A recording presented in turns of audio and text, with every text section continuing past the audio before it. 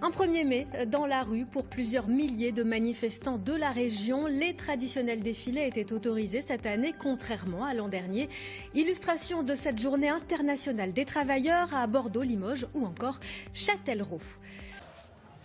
On change de ville, mais les inquiétudes sont les mêmes. À Limoges, plusieurs centaines de manifestants se sont retrouvés ce matin et parmi eux des intermittents du spectacle et des étudiants.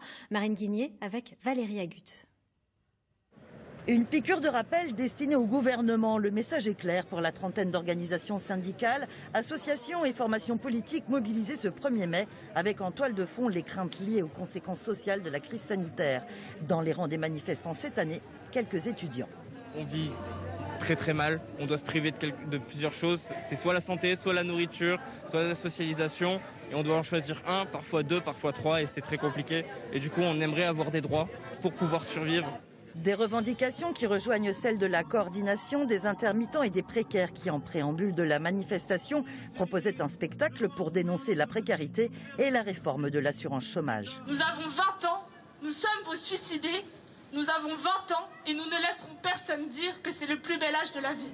50 minutes de performance, place de la République, tout un symbole pour les occupants du Théâtre de l'Union. Virez puis chômeurs. Chômeurs, puis oubliés. Nous, on est confrontés à la précarité depuis le début du mouvement.